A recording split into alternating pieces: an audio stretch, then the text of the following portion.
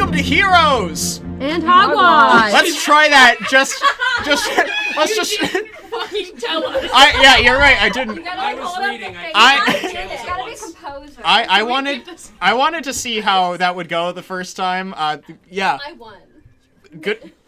I'm so proud of everybody who said it. Now that we know, though. Now that you know, welcome back to Heroes and Hogwash. I'm kidding. Welcome to Heroes! Alright, just exactly one more time and then the joke's done. Comedies in threes. Welcome to Heroes! First try, everyone. Congratulations. I am your Dungeon Master, Max. And today is our first actual session. We did our session 0 before, so go listen to that. Give us some more views. I'm going to go around the circle and just please say your name and your character's name. To my right is... Dakota, and my character is Nicholas. Kate, and my character is Vela de Pierce. My name's Britt, and my character is Sylph. I'm Bankley, and I'll be playing IF8. I am Quinn, and I'm playing L374HL, otherwise known as Lethal. And Jackson will be playing Maze. I'm AJ, and I will be playing Azra Witherthorn. And I'm Anna, and I'll be playing Leela. Wow. With me are the great heroes of the realm. You may not know them yet, but you will know them soon. Welcome welcome all to the kingdom of Golas, a land of opportunity, where once mortals were ruled over directly over the watchful eye of the gods. This, however, is a distant past, as the gods have abandoned this plane of existence, locking the realms off forever, leaving life to evolve and destruct as it may. Only 2 gods still inhabit the plane, but one is a constant traveler, and the other has decided to stay atop a mountain in the west called Belotar. The magnificent spire in the capital city of Yesterglow serves as the castle containing the chambers of the leading monarch, along with the central chamber of the Golantyr, an appointed circle of 11 of the kingdom's most powerful heroes, who are given magnificent magical mansions atop the 11 hills of Yesterglow. The king has been sick, and the only communication comes from his steward, and the daily governmental tasks fall to the Golantyr. Recently, a member of the Golantyr has disappeared and is presumed to be dead. Her mansion is now inhabited by the newest member of the Golantyr. You see a manor, very Victorian style in this medieval high fantasy world. It has tall, reaching metal spikes atop its peaks of its many roofs. The artistic carvings along the black wooden frame of the home write the verbal components of spells along it in fine elvish script. Within the frame of these black beams are walls that are a pale yellow and have begun to chip and flake off. Crawling, reaching up to the sky upon the walls are tendrils of vines, green and yellow, with small red flowers in the summer air. Mesmerizing to look at, these vines swirl and crawl at immense speed, perceptible to the eye, as if they have a mind of their own. There is a horseless carriage parked on the cobblestone around a fountain of a minotaur holding aloft a large pot with water overflowing into the marble pool below. The garden out front is full of poisonous plants among vibrant flowers that walk upon their roots between sharp fences. Fluttering about are mobile books of history, spellbooks, and works of fiction.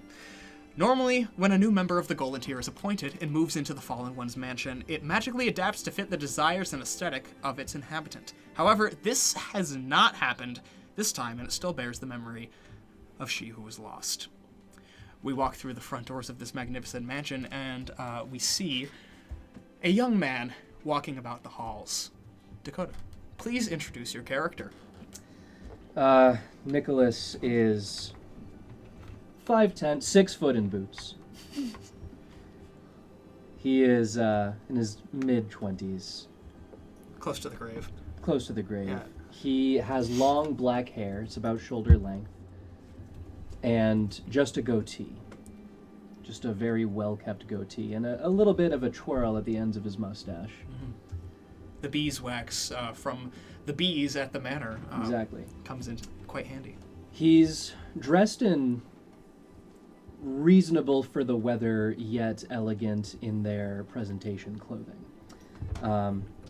You can tell that what he's wearing is functional, but stylish.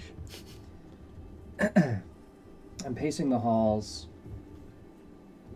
staring up towards the ceiling, and just kind of...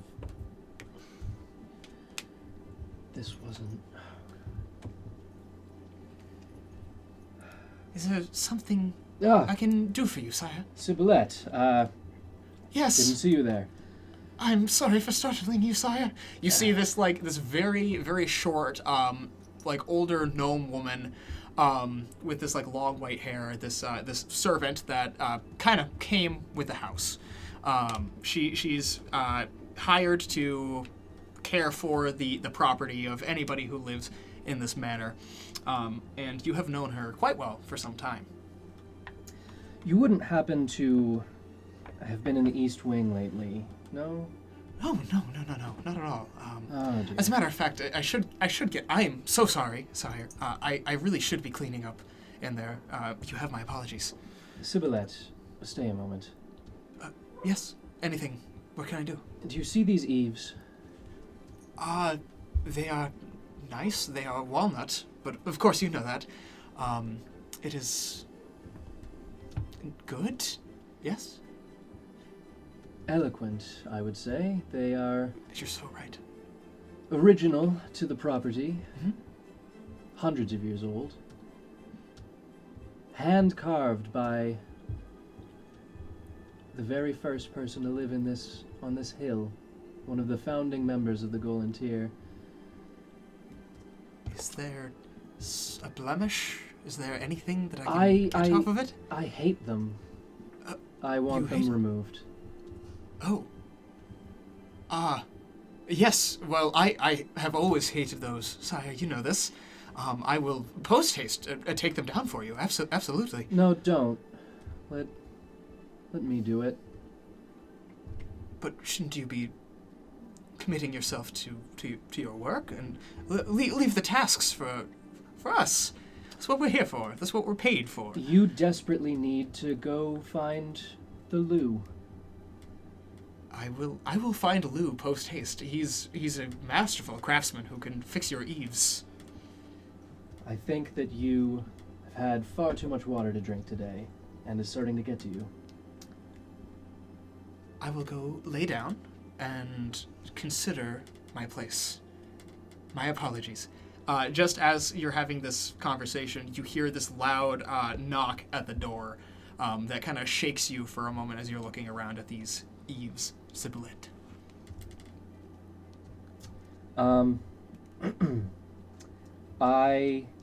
I'm gonna go answer the door, Okay. but before I open it, I'm gonna go ahead and cast Disguise Self Okay. and turn into Sibyllette. Okay. So you disguise yourself as this tiny, long-haired, older, gnomish woman. And you open the door and you see Namir. This is a dwarf that is employed by the steward as your carriage driver that brings you to and from the chambers of the Golantyr. He's like, all right, could you get the master down here? He's far too late for work. Oh, certainly, at once. I will fetch him right away.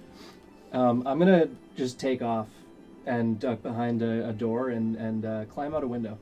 Okay, go ahead and give me a stealth check to see if you can kind of get past Namir, who is watching the door. Stealth check. That's gonna be a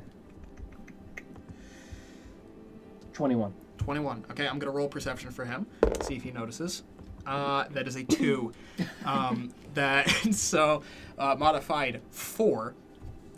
So he does not notice you slip out through the window. Where are you going? I want to just I want to leave the mansion entirely, leave the Okay. property, and go to the head capital place, the Golantyr. Okay, so you're heading to the chambers of the Golantyr through the city. Yeah. Okay, you see Namir is trying to hitch up some horses to the carriage. Again, he is a dwarf, so they are very tall, and he's really struggling with the reins to get up there. He's like, Master Ariador's not going to like this one bit. Poor sod, later than the Dickens. As he hitches them up and he starts banging on the door again.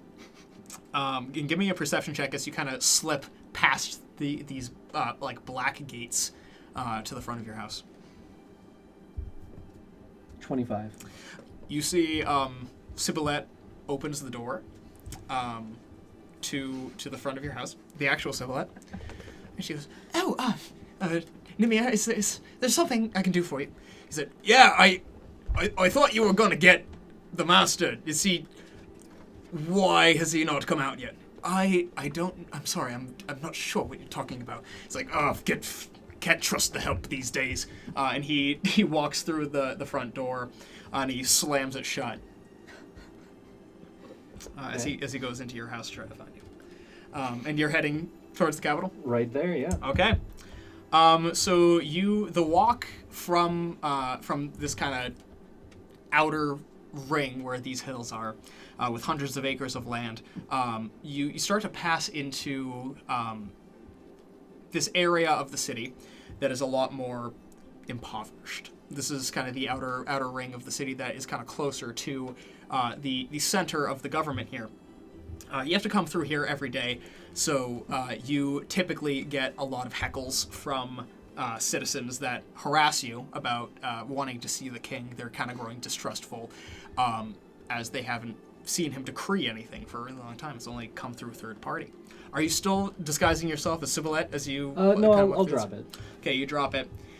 So, you know in The Princess Bride, that dream sequence that Buttercup has where there's that woman? So you walk through and you see... give me a dexterity saving throw, actually. Oh, yeah, sure.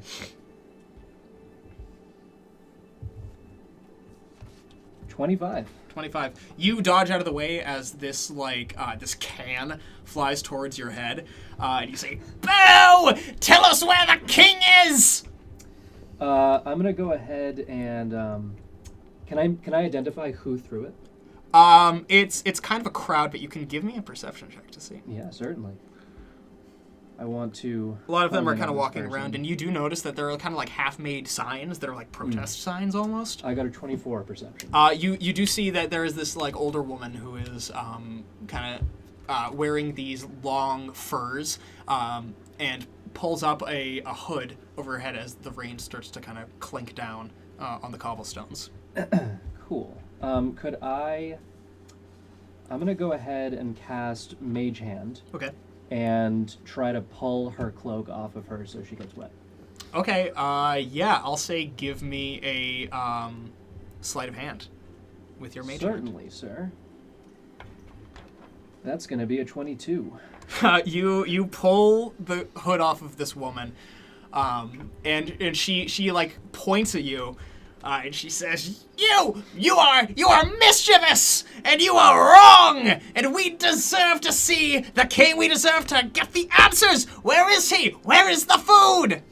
And as you're getting heckled, you're walking up towards kind of the area of the where the Golantyr meet at the castle, and they're following you up as well. And then amongst this crowd of people, there's a lot of these salespeople. So as you're walking through, there are these like little stalls that are selling vegetables and other things like that.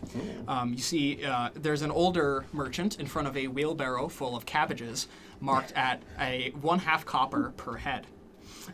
He has this disheveled graying hair with a dirty apron on as he adjusts his cabbages so that the nicest and the greenest ones are at the front and the wilting heads stay in the back.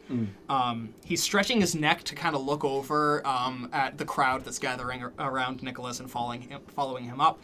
But in front of him stands a changeling dressed in long, ragged robes with a black hooded cloak to protect from the rain. They appear to be trying to engage in a friendly conversation with this cabbage merchant. Jax, would you please introduce your character? Yes, I can. So Maze is pretty young. They're about 22. They stand about 5'8". They are very pale white, and their hair is gray and kind of just naturally goes their hair is gray and kind of goes crazy, goes everywhere naturally. And they kind of skulk around a little bit, creepy like. Very cool, very cool.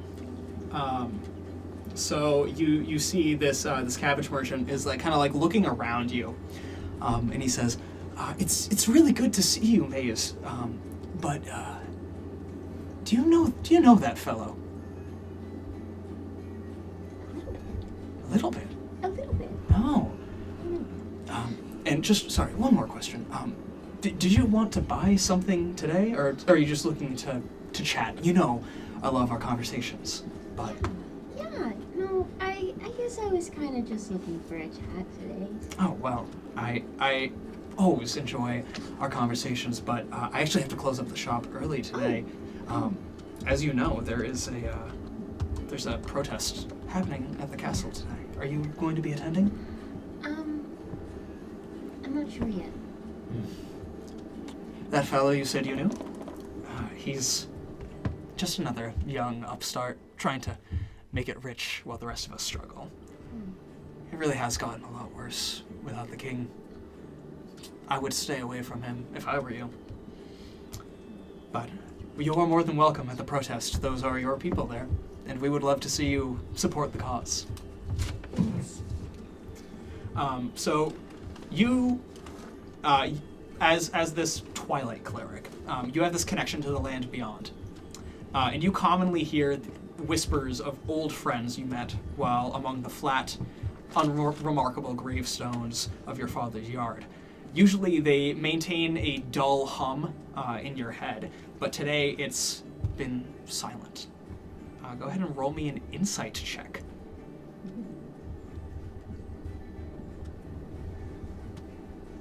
14. Okay, so while the cabbage merchant told you that he would stay away from Nicholas if he were you, you know that the only people that you can think of that can understand this deep magic as well as you can are people that reside in the upper city, people that are members of the Golantyr, these very high-ranking people, well-educated. So, I mean, if you have to head there to get answers, there's the protest there anyways. That's very true.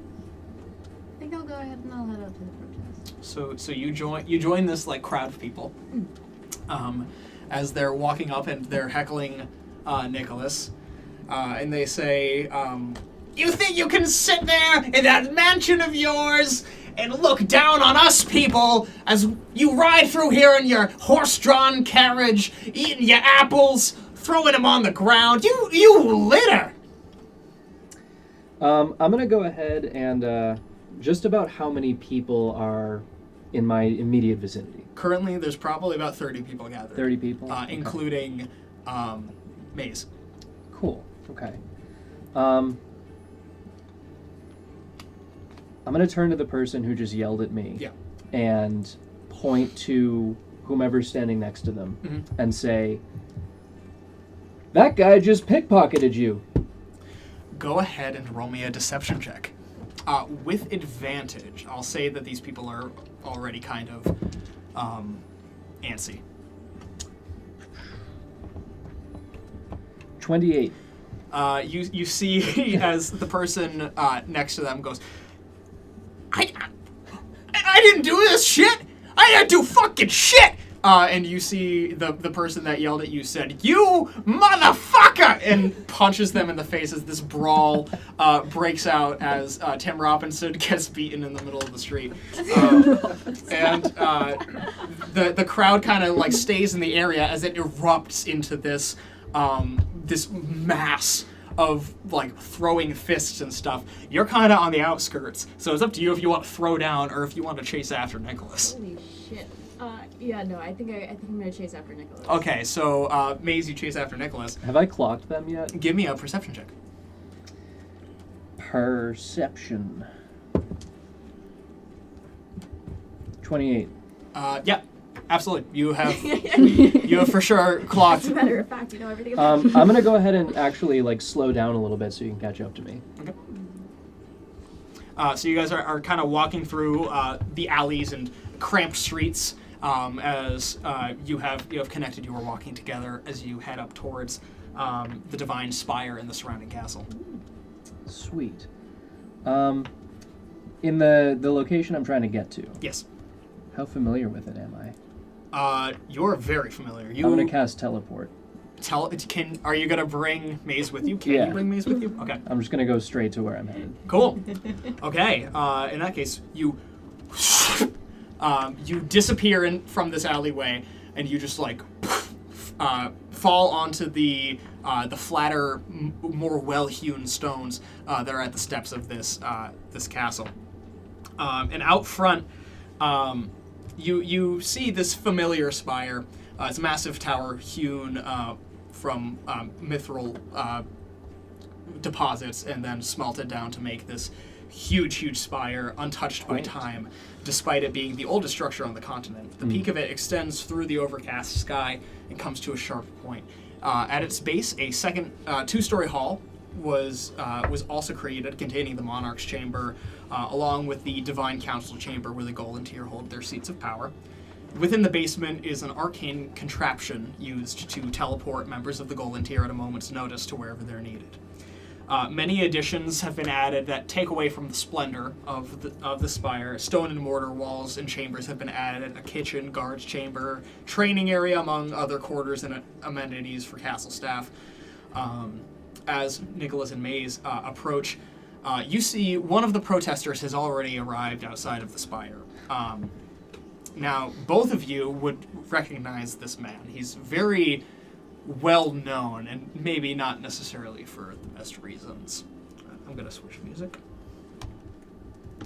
Boop, boop,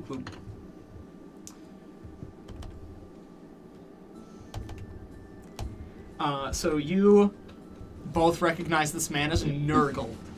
Nurgle is a blind, middle-aged man with his eyes covered and an eye painted in the middle of his forehead. He is dressed in beige robes and carries a mace along with a leather-bound book. His head of hair is long departed, but his beard is long and tied into a knot just below the chin. Cute. And he's adorable. Everybody loves him, except for the fact that he always shows up at the castle and hits you with that "the end is near" thing. And as you approach, he hits you with "the end is near! The end is near! Oh, the sins of mortals attempting to reach divinity will lead to a new age without sentient life. And isn't it beautiful?" He kind of turns his head towards you. Again, his eyes are covered, but you feel this like weird sensing magic coming from the top of his forehead. Morning, Nurgle. Good morning, I'm gonna flip him a gold piece. He opens his book and catches it within the book, seeming to not need sight to be able to sense that. And he's, "Are you here to bring about the end of the world yet again?" You know it. "And you?" And he looks over at Maze. "I can feel that you see beyond, much like I can. Look inward. You will see my words are true. They think me crazy, but I can see, just not the same way they can. While divinity is nearly gone from this plane, one of its last vestiges will soon be gone. But the Golantyr are too." He grabs you around the shoulders and pulls you in. "They are too preoccupied from their vanity," as he strokes down the side of your cheek, "to see it. That's Yet me. it has already begun." He kisses you. Thanks, buddy. Yeah. Do you say anything as he tells you to look inward that a god is probably gonna die? No, I'm just gonna stand there with a large grin on my face, just nodding, and yeah. I can sense that you're taking this very seriously. We have a connection, one that extends beyond mortals, souls, anything. Do you feel it? I feel it. Do you feel it? I'm feeling a lot right now. I feel you! You literally do. He claps you on the chest. You guys are great friends. We go way back. Way back to the first time that you spit in my face as I stood on the steps and told you that you were a murderer. To be fair, I didn't, ironically, see you there. I was chewing But on. I see you, only I do not see you the same way that you see things. I see the beyond. Look inward, you will know this. Tell him you're feeling it. Oh, okay, yeah. No, You feel it, and you will bring about the death of the world. That's what I'm here for. Now, Kate. That's it. Yeah, Now, Okay. you're not in the game anymore. Sorry. Okay, No, cool. So I'll see y'all later. I'm gonna go home. You have spent your morning idling about the castle. Your mother and stepfather Dave have their home No, Dave. built within the castle grounds, and they asked you to meet with them this morning. You have been traveling, but you've returned relatively recently back to the castle. Please introduce your character. So Vela is just your average, not so average celebrity's daughter, who has 0 fucks. Can I swear? I'm gonna swear. I've been swearing. Okay, cool. Who has 0 fucks about any idea of it. And she just does what she wants anyways. Like your classic child acting out. She stands at 5'5" with, I'm gonna double check or I'm going to rewrite some stuff. Double check. With, she is 23. And her eyes are this piercing blue that, like, just anyone who sees them finds comfort in them, which is ironic considering what they hold now. Of course. And her she's a very pale skinned, always clear, beautiful skin. She has no skin routine either. Wow. Fuck you. Yeah, right? I same thought this morning washing my face. So much if only I was my D&D character. Yeah. And she has long black hair with one bold white streak in it that everyone seems to hate, but it's become her favorite part of her personality. So you're walking through the halls. You've been trying to have a conversation with your mother this whole time, but she keeps getting pulled aside by people throughout the castle that are like asking for autographs and shaking her hand, kissing her hand. But she comes over and she kind of grabs your hand. She says, "Oh, honey, it is so good to have you back. You seem to be doing marvelously. But that part in your hair, are you sure that we can't color it in any sense anyway?" Sure we can't color you, mother? You know that I love your jokes, but it truly is great to see all the work that you are doing. Dave is also walking with you, and he kind of tries to like put his arm around you to kind of like pull you in close as he is walking through in his full like guard's armor. And he says to you, he's like, It's been really great to see you, but I've been summoned by members of the Golantyr. It's a very, very high honor for us military people. We're going on I wish I could tell you it's a secret mission. But I'm proud of where you are so far. But you've got a long way to go. Okay. I have a lot to teach you. I think that you might be able to pick it up eventually. I know you're eager to be an adventurer, but you're just not there yet. I think you should really stay at the castle and learn. It's for your betterment. You really need to stay protected for the time being. Yeah, you're right, Dave. I should probably, to look like you and be that physically fit, I need to hit about like 12 more 12 packs. Maybe then I'll get that gut. Hey, that's where it comes from, right? First of all, I thought we've talked about this. I would really prefer if you called me Dad. I'd really prefer if you didn't exist. You hurt me, and you know what? Honey, she's grounded again. And your mom goes, oh, that's lovely. You're not grounded. I just snarl at Dave.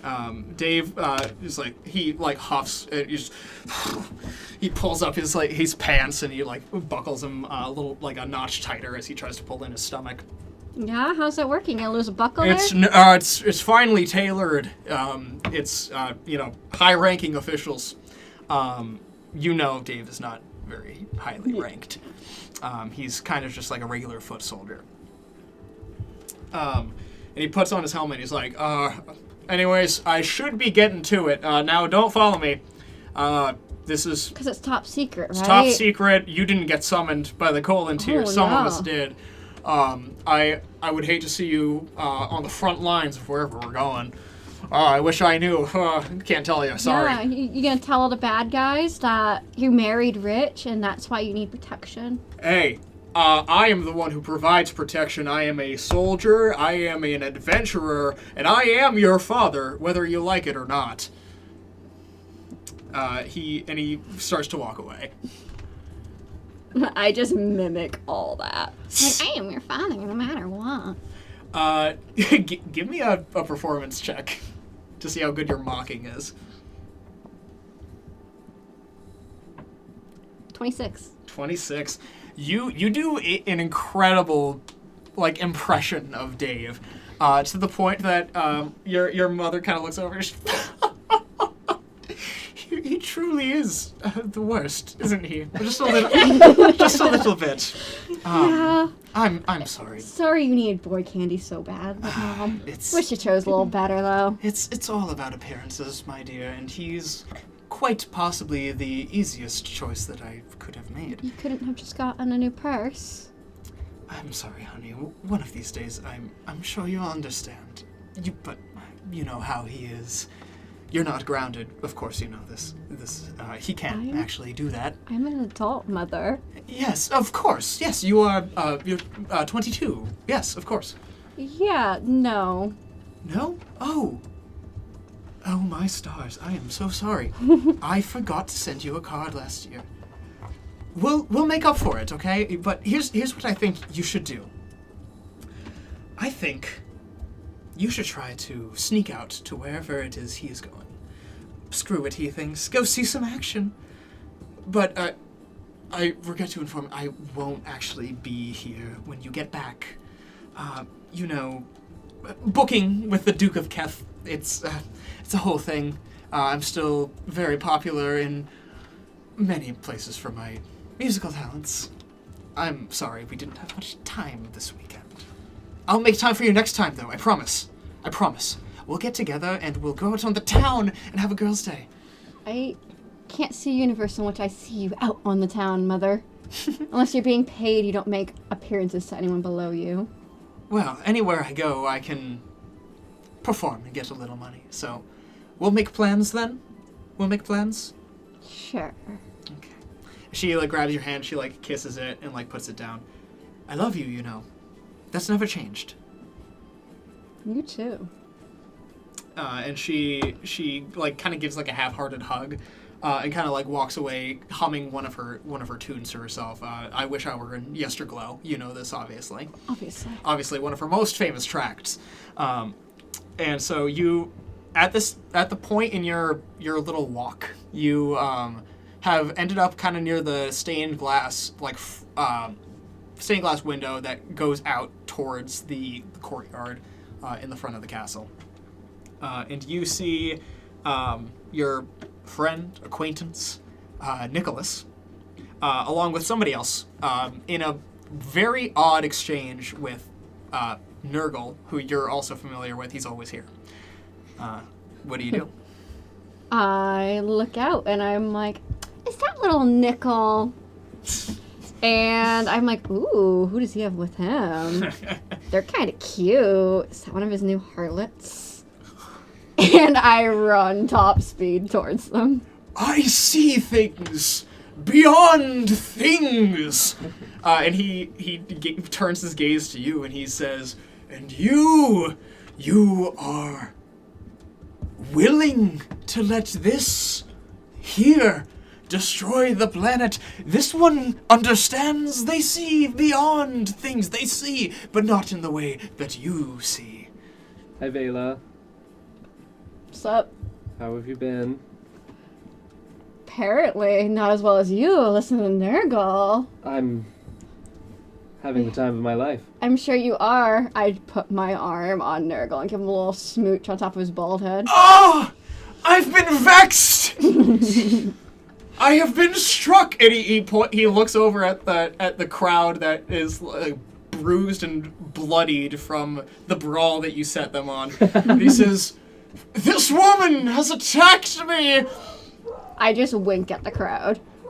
Give me a persuasion check against his deception. Okay. He got a 16. I got a nat 20. First of the Nat game! 20, yay! And you hear some people in the crowd just like, fuck you, Nurgle. He doesn't speak for us! He doesn't speak for us! And they all start chanting against Nurgle. No, you don't understand. The end is nigh! Nigh as in now! Nigh as in now? Nigh How as about in nigh as in now? tomorrow? No, it isn't now, it is today! I don't even let him finish. I immediately turned my gaze back to Nicholas. I'm like, so Nickel, who's your friend? Oh, have you two not met? This is, Mason. This is, Vela. Hi. I go in for a hug. Oh, okay. Hello. And May's kind of like And then very awkwardly wraps Yeah. their arms around us. I lean back and kind of like put my hands on Maze's shoulder and I just kind of look him up and down. I'm like, you're cute. Cool. I just like back up after that. How do you feel about being told that you're cute by this person that you just met? I don't know what that means. I'll have the three of you roll me a perception check. I'm perceiving. You, hopefully. Perceive. 24. 24. I got a 10. You got a 10. 33. That doesn't do it, and that's gross. And I feel bad about that. Level 20s, my god.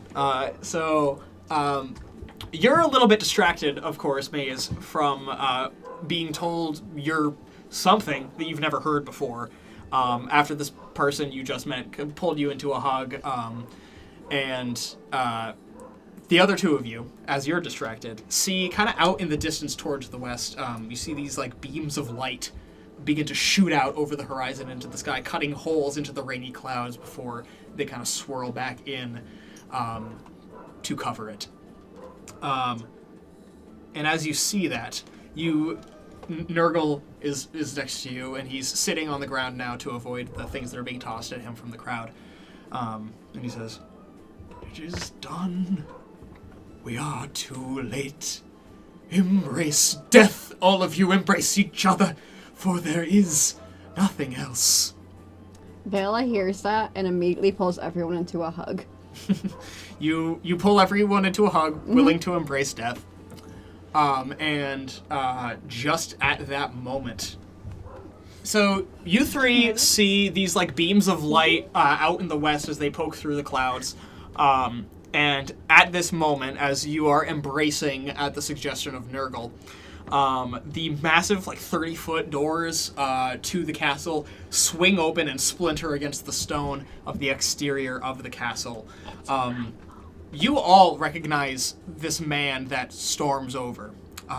He is one of the most famous heroes in the land, head of the Golantyr, son of the last goddess, Therata, Aasimar, Paladin, His Holiness Ariadol, also known as Eris.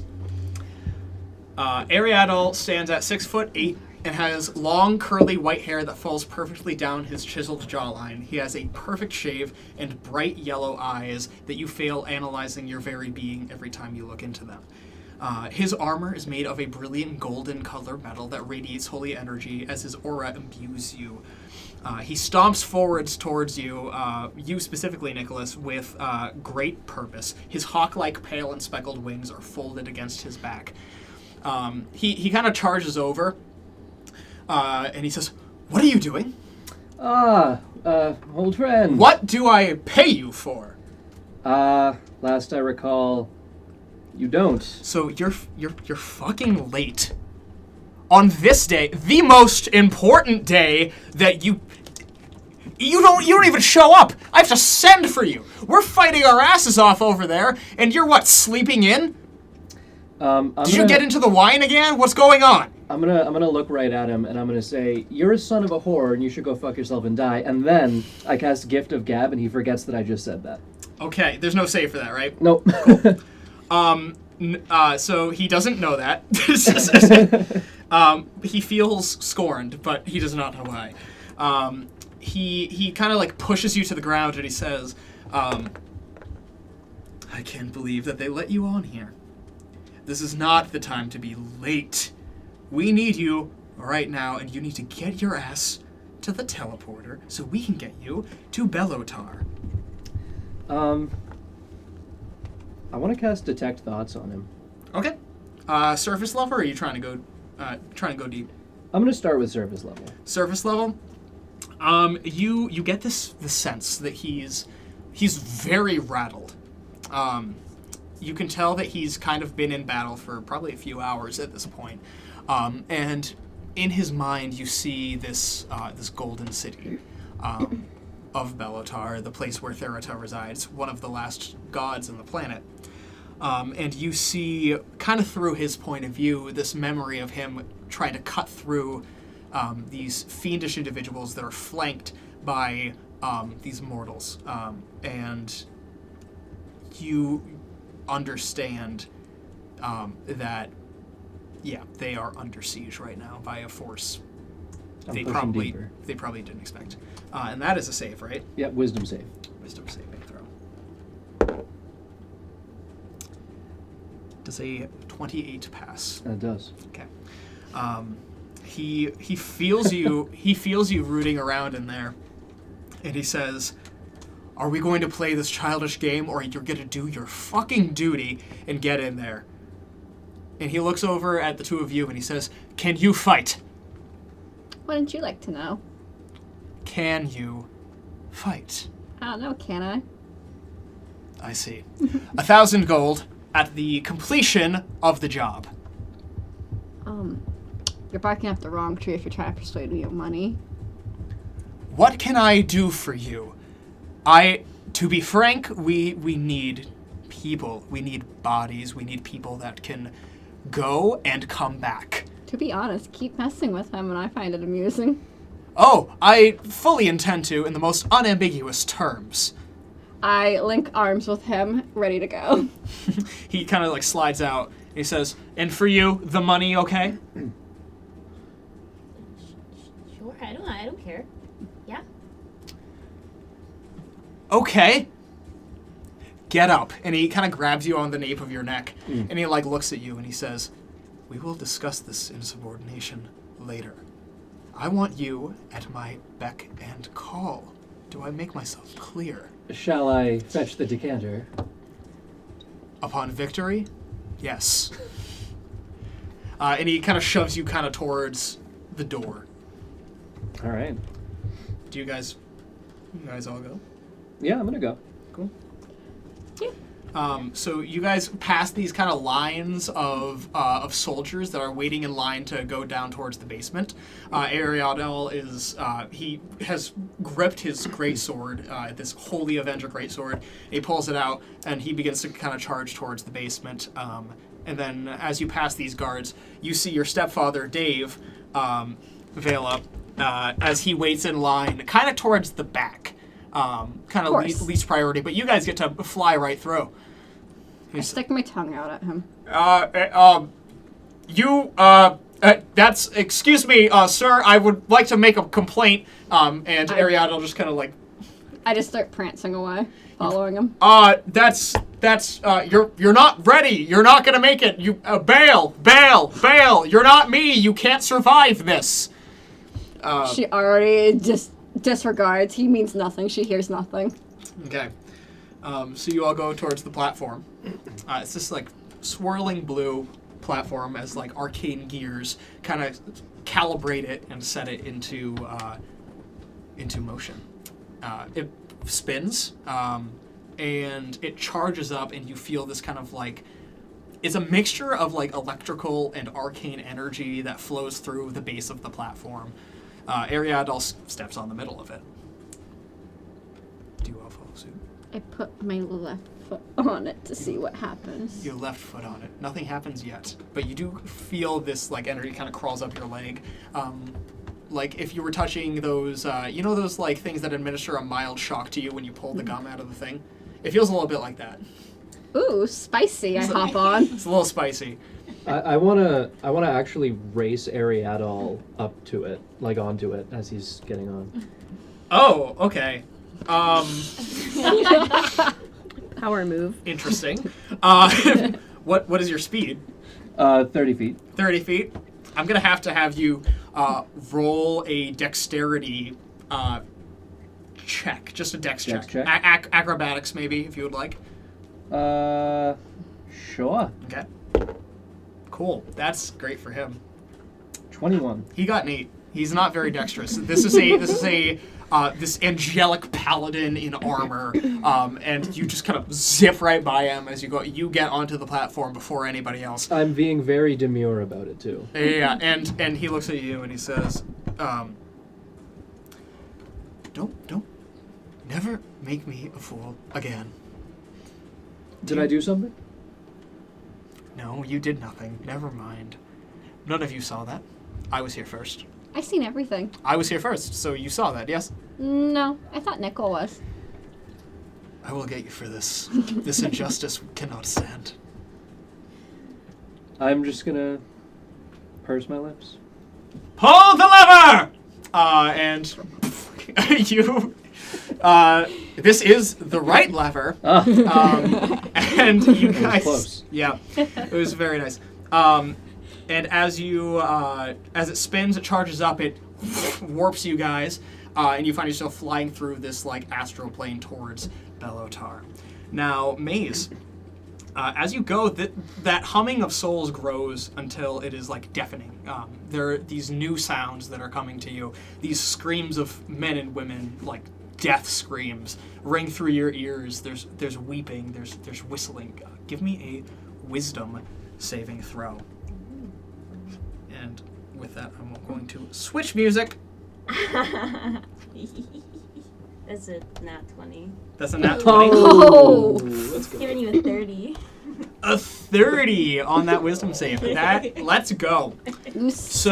So you are able to steel yourself against this. You are not frightened by these visages of terror that race through your head, but you do find yourself in a very familiar place to you. It is an eternal field of wheat, dry and dead. There is no sun. There's only dense gray mists that swirl around you as the souls of the dead dance up and down your arms. You know this place well. This is the Fields of Souls, the place that all souls have gone ever since the gods closed off their realms forever. You come here to guide those back to the material plane to provide a temporary sense of peace, at least for a time. The souls around you, you can feel as they try, like, kind of grab onto you, searching for something tangible. Give me now a strength saving throw. Big, strong. 21. 21.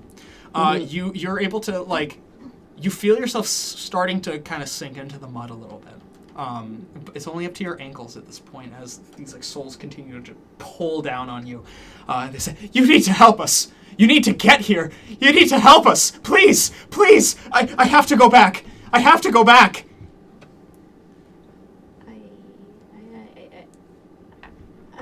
I'm gonna try. I'm gonna try. It wasn't supposed to be like this. You see, the people that are, like, grabbing onto you are Aasimar. To the best of your knowledge, you believed that Aasimar were different because their god still existed. You thought that they would go to this kind of Valhalla-esque hall of feasting and fellowship after they died, but for some reason they ended up here in the Field of Souls. Give me another strength saving throw.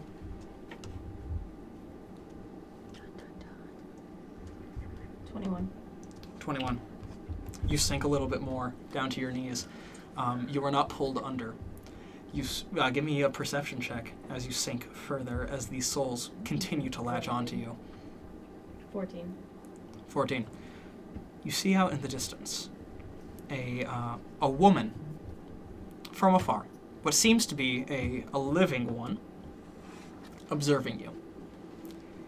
And on the other hand, AJ, you see this changeling as they are getting absorbed by the mud of this place. And as you lock eyes for a moment, Maze, you disappear from this plane. You find yourself kind of back as you are getting shuttled towards Bellatar, and you kind of find yourself on this stone ground along with these compatriots that you have just made. As for AJ, your character is still in the field of souls. Will you please introduce your character? My character's name is Azra Witherthorn. She is of elven descent prior. She's about 5'7". She has tan skin, but it's clear that, like, olivey, but it's clear that she has not been in the sun in a while. And dark red eyes with purple under eyes.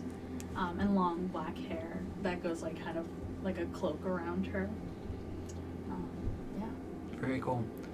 So you are in this place that you have found reprieve from the cold, cloudy, dark home of Grimmerkir, the colorless forest, and Bagranok, the frozen island to the north. You come here not to feel warm, but to feel something... Actually, nothing. Nothing is better than pain. Better than cold, at least.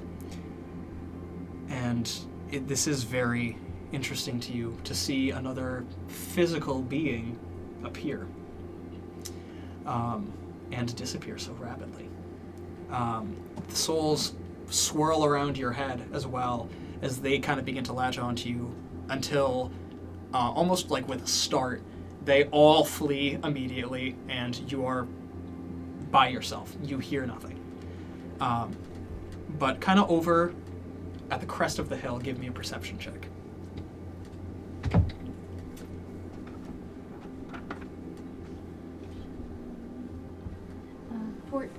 14. You do see a familiar face to you. Oh, I'm so sorry. Oh. I lied. How dare you? 20. Can I actually just use like a 2 and we'll compromise? I'm so sorry. Don't know how to read my own sheet. Oh, yeah. Yeah, no worries. It's fine. You can actually just make up a number. I was looking at performance. I try to perform to see what's over on the horizon. But you see this, you see a Kenku, one that you're very familiar with, you've had long conversations with, bearing aloft a harvesting scythe with long flowing black robes as he cuts down a swathe of wheat. You hear in your head, as if it was right next to you, and he looks into you with his like piercing, beady, raven-like eyes. Death is the final path that each must take. If you and them are unable to stop what is happening in the West, all souls will be gathered for harvest. Speak plainly. I have no idea what you're talking about. You will look to the West. Follow the light. And then you see, as he's looking at you, here, Miss? Miss! Excuse me, miss! And you snap back into your body on the material plane. Sorry, is this a bad time? I wanted to visit your office hours, but I wasn't sure. How can I help you? This is one of your students. This is Cedric. He is a very, very dedicated student. Are you having trouble with your homework, Cedric? Yeah. I asked you to know the message cantrip by now? Yes, and after 4 years, I think that I got it. Would you mind if I tried it out on you, please? I don't mind at all. Okay. He sits down and he kind of like puts his hands to his head. You know, for everybody here, if you've seen Psych, you know Sean Spencer when he has a quote unquote psychic vision, he puts his finger up to his temple as he's like faking a psychic vision. As he tries to cast message towards you, I'm going to roll an Arcana check for him, as he's still pretty new at this after only 4 years of studying a single cantrip. It's a blip in my lifetime. That is a natural 7. He has a +2 to Arcana. You see as he sits there and he just stares at you and he goes, "Did it work?" And you didn't hear anything. Cedric, you have made such incredible progress. Yes! I knew it! But it didn't work. What? It is of no fault of your own, I'm sure, but... Maybe my teaching style just isn't, your thing. Well, miss, that is a profound bummer. Life is full of those. I have spent a lot of money.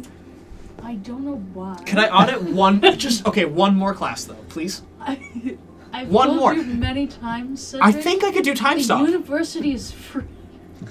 Is free. I'm paying for the experience though. Yes, and I keep not cashing your checks. I don't know where your money is. So I have the money? When's the last time you checked your bank account? I don't. Oh God. Okay. I mean, we do live in a not so wonderful part of the world. Is it possible somebody's emptying out your bank account? No, absolutely. It certainly isn't me. Well, if my bank account is my mattress, as it were. Okay, so why are you writing me checks?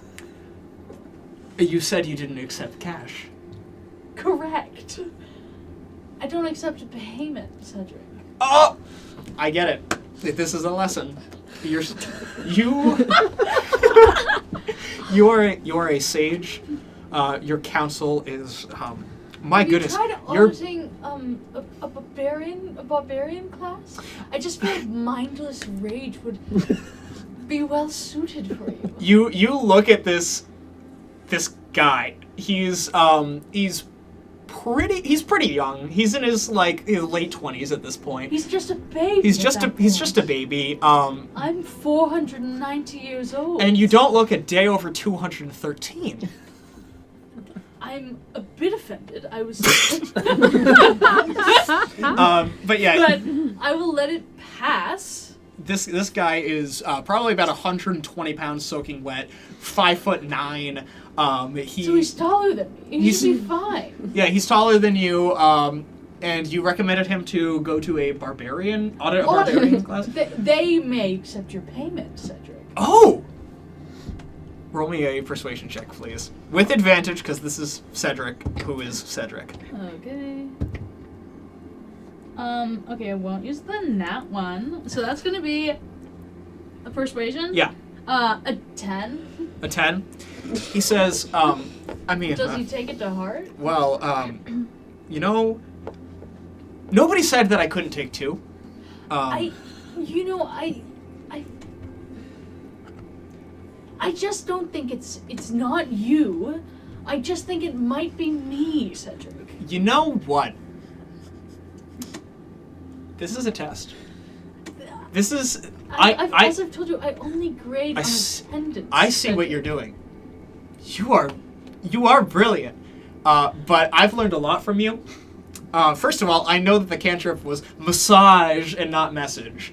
If you touch me, yeah. I will be forced to fireball you. No. I have been straight to the feud plane. I've been practicing on Ethan, actually. Ethan? Yeah, my roommate. Your live-in boyfriend? Roommate. Roommate.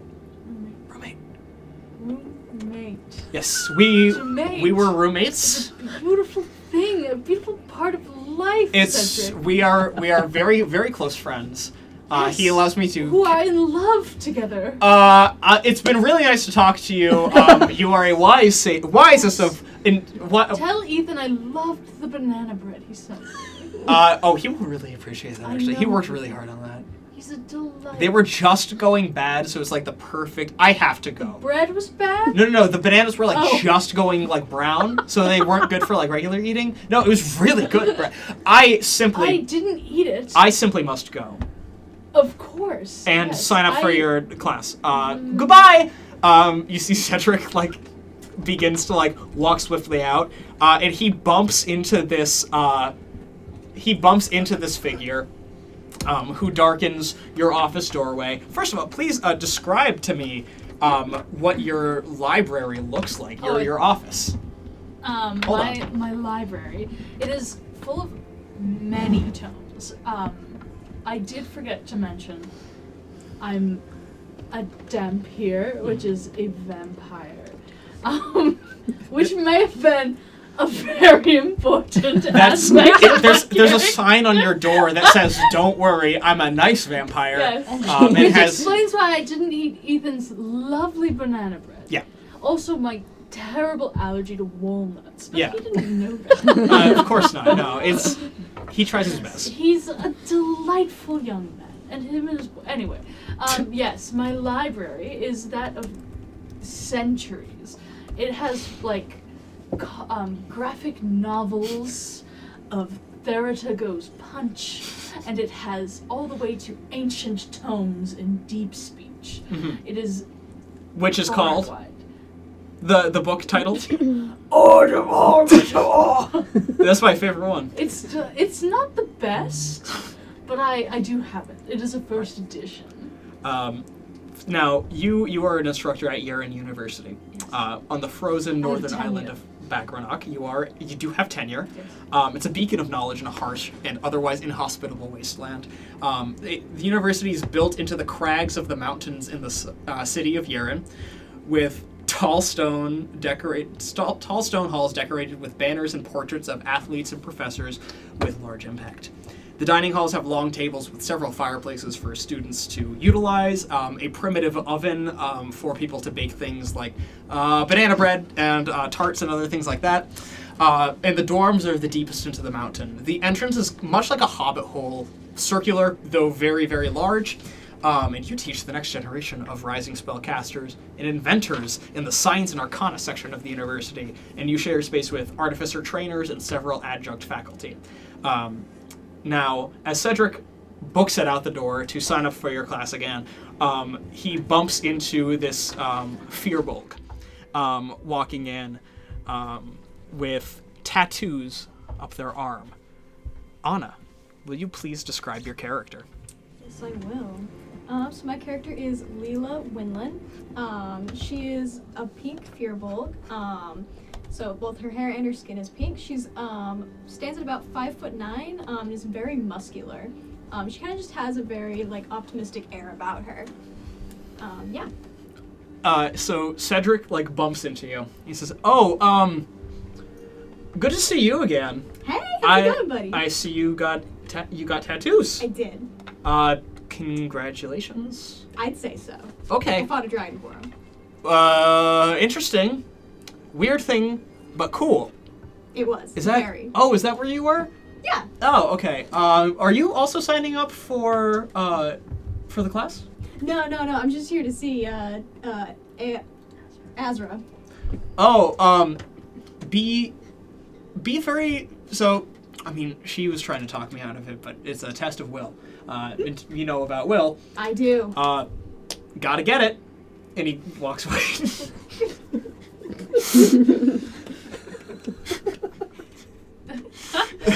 I can't wait to meet Ethan. Ethan is a delight. Yeah, Ethan is in the culinary school.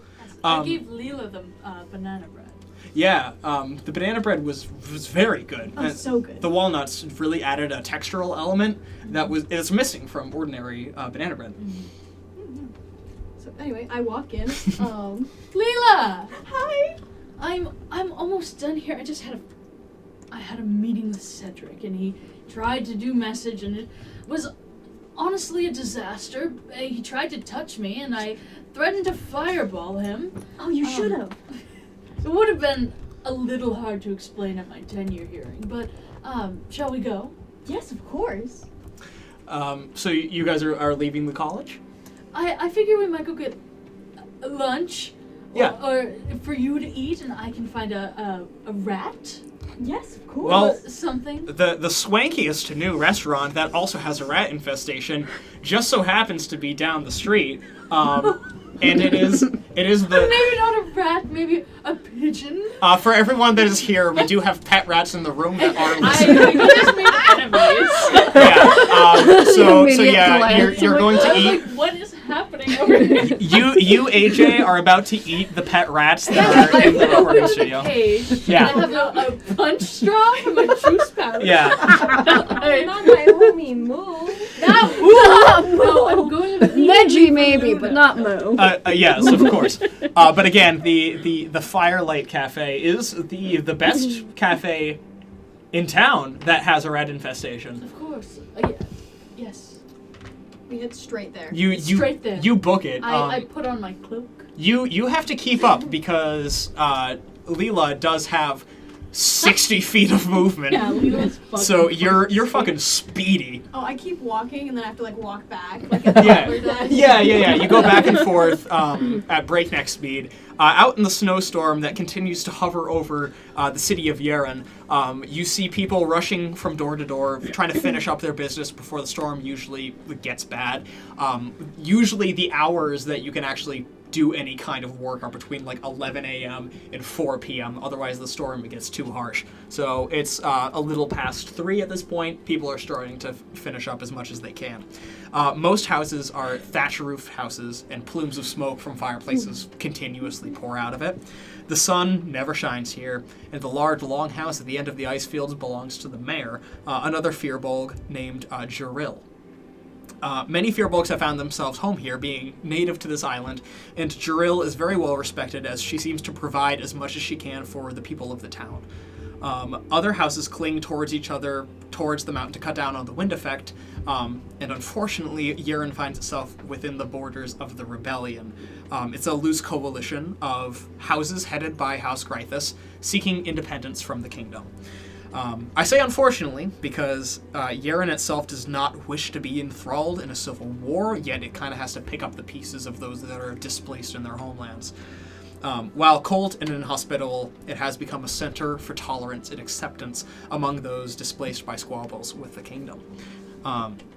You guys feel the ground quake as you guys are heading towards the Firelight Cafe. And you see over towards like the ice fields, a huge crevice breaks apart. And you see a woman, maybe some kind of like water creature, a genasi maybe, near the site of the break. Britt, will you please give me a dexterity saving throw to avoid slipping into this crack in the permafrost ground? So now. Nat 1. So Can you I like misty step over there? you're far away. You're like I don't do that then. yeah. You Sorry, fallen. you are on the pretty much like the other end of like the center of town, where like the cafe is. But you fall. Oh god, oh god, oh god! This is not where I'm from! Please introduce your character as you take 15 falling damage. Ouch. That hurt. As you fall 30 feet into a snowy crevice. A crevasse, as Ethan would say, studying linguistics, actually. First damage of the game. Yeah, first damage is a cool 15. So my character is Sylph Rivergale, though you can call her Sylph for short. You just remove the E at the end. Cool. Love it. I will be calling you Sylphie because I'm stupid.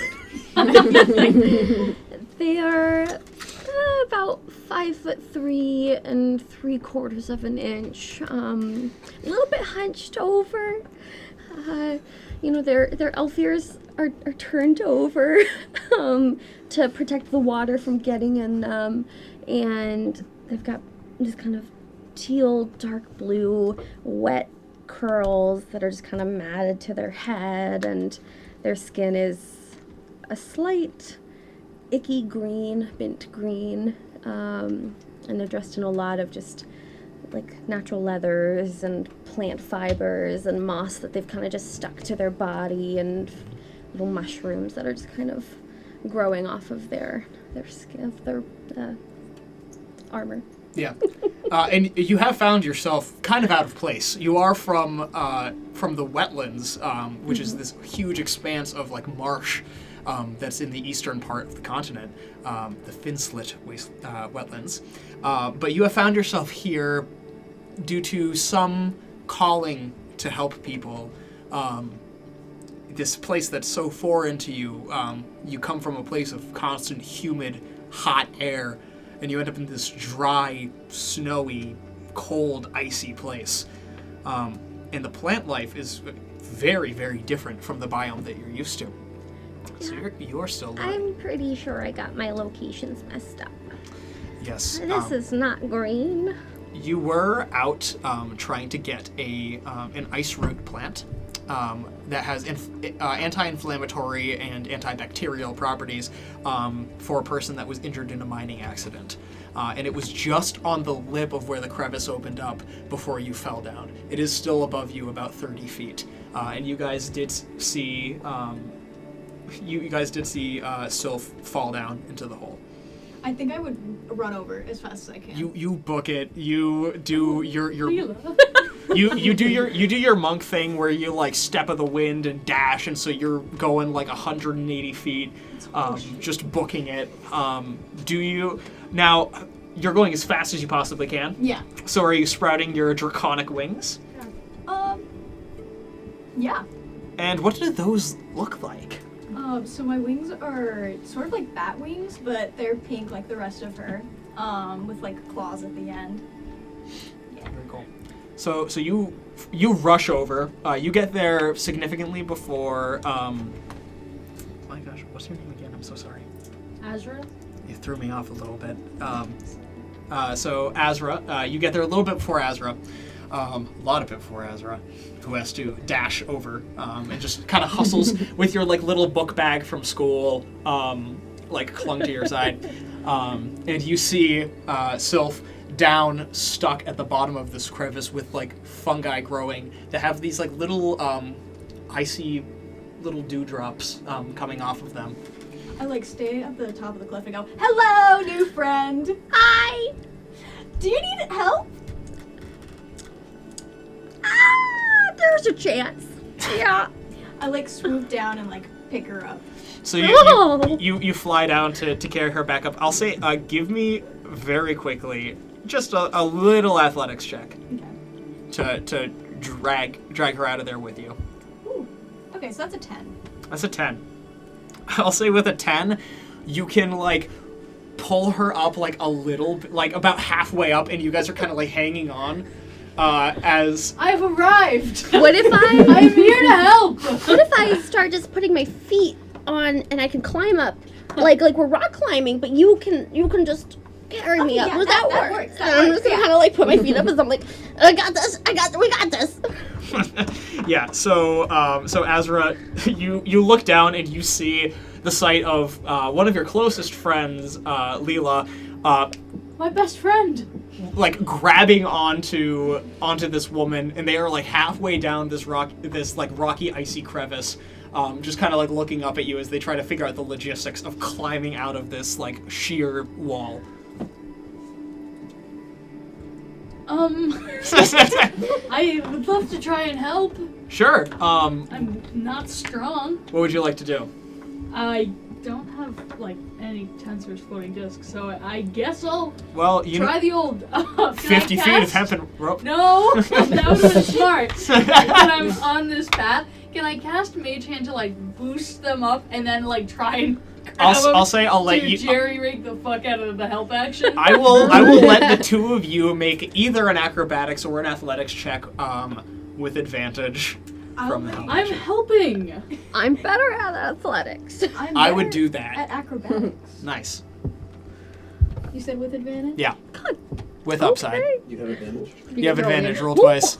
Thank you for saying that. See, I got a 25. Okay. Also, monks can run up vertical surfaces. Oh, wait. If you expend a key point and use your step of the wind, you can just. I will do that. Cool. So you just automatically get up there. You helped out your new friend Sylph as much as you can. But you know what? Sometimes we gotta meet our friends halfway, and then they make it the rest. I also forgot I have spider climb. I As a racial trait. also could climb with my bestial soul.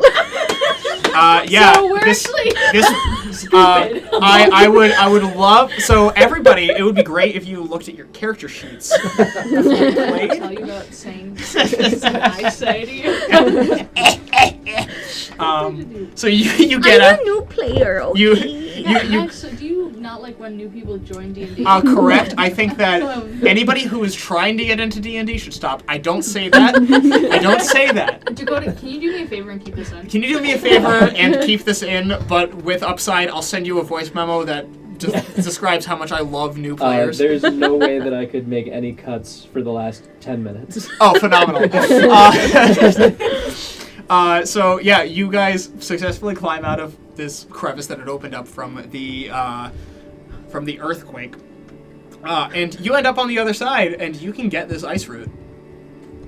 I'll pick it.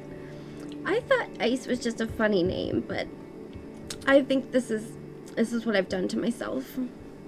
What's And that I'm like for? looking around. That's a great question. So you were going to get it as a medicinal herb for Chatil. It's a medicinal herb for Chatil. Who's You guys know Chatil from being in the town for a while. Chatil? Yeah, hangs Great friend. hangs out at the cafe very I regularly. see him at the cafe. He has a Regularly. gnarly leg wound that has been festering for several weeks at this point from a mining accident. Is that for his leg wound? My name's Azra. What is your name? My name's Sylph. Sylph. It's so nice to meet It's so you. lovely to meet you. Leela, my best friend. It's nice to meet you too. You guys notice that you are getting fucking cold out in this blizzard. Oh, I'm a little damp. go. So Shall we go to the cafe? Do you eat? Yes. Delightful. The cafe it is. It's Okay. so marvelous. I love meeting new friends. I love being I'm just people who shivering. yeah, you're yes, shivering. come. So you guys go to the Firelight Cafe. It's this kind of quaint little place. They've got some baked goods. Employs a lot of students. This is where a lot of student employment comes from. It's an inn and cafe, little B&B action, and like there's a lot of those like live, laugh, love. I wish I were in Yesterglow signs everywhere. There's a poster of this very famous bard that is from Yesterglow that is on the wall. A lot of people really enjoyed the tour that she took there. And you do find Chatil sitting at the bar with like a cup of hot cocoa. And you do see that like gangrenous leg it's expressing. Those colors are just like my homeland. Ah! Oh. Ah! Okay, well, I guess I'll... Okay. Hi, yeah, Yeah. Chatil, I've got your plant. Oh. I'm gonna Will you make something with it. Yeah. And I'm gonna put it on your leg. go ahead and give me a nature check? Incredible talent. She's really cool. I'm delighted. You said nature? Yeah. 16. 16. Wait, no, 19. 19. Even better. You I can't count. I'm going for my proficiency bonus from my last character who's only a level 5. So Yeah. that would be a 22. Okay. So 16, then a 19, then a 22. Exactly, all Delightful. Great. I was really proficient in this. So you're the like paste that you're making out of this this ice root. It is frozen at first, but it begins to gel kind of like aloe as you crush it in like a little mortar and pestle, and you come up with a salve. And he goes, do you mind putting that on me? Oh, no, not at all. I'm just going to sit down on the ground, cross-legged, and just kind of grab his leg and just like... administer the salve.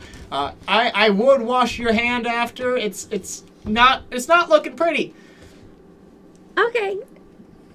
And you just like you have like your cloak, and he just like wipes his hand on your cloak. Also in this cafe, you see. I've had worse. You lie. You see, kind of in the corner, there are these two interesting-looking individuals. Is one of them Ethan? One of them is not Ethan. Ethan. Both of them are Ethan. Yes. Ethan casts Ethan Ethan casts mirror image, and there's 3 copies of him that are here too. No, Delightful. you guys see there are there's a couple of unique looking individuals playing some kind of game. Give me an insight check on this. Is it Skyrim? Yeah, they brought their PS4, which is unfortunate because they can't even do good mods on it. 8. You got an 8? They're definitely playing Skyrim. Yeah. I got an 18. 18? And a 19. 19. Playing vanilla Skyrim? So for you, for Azra, you see they're throwing up signs. You've heard of these signs from the youths. ASL? Yeah, they are speaking in some kind of sign language. But the other two of you recognize this as a good old-fashioned childhood game of rock, paper, scissors. You see these two Warforged are just like smashing fist metal to metal as they try to throw up scissors, rock, or paper. Now, Ryan and Quinn, would you please introduce your characters? IF8. So these figures look vaguely similar. Well, I wouldn't say vaguely. Pretty similar. A very hulking, awkward 6'5", probably somewhere in the range of 450 to 500 pounds, just solid metal. For sure. Works out. Very awkward bodied. There's sort of this uncanny shape. It's humanoid, but like the arms extend down to like a little past the knees. Kind of a ape sort of look.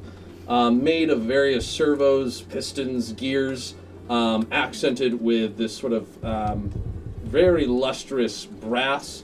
Wearing a beautiful crimson cloak that shimmers in the light as it is gilded and intricately designed. His or its face is also made of this lustrous brass. It is made of all these sort of interlocked plates that are very expressive, much akin to a thespian mask. However, whatever input there is or whatever situation, it's always 1 to 2 seconds behind. So here's a joke. Now he smiles, things like that. Nice.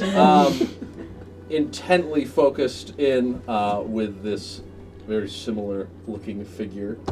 I do have I obviously can't see it on the recording, but a very baseline hero. Follow on Patreon. We will be posting this in the feed. All the Hero Forges will be posted in the feed. 4,000 pesos a minute.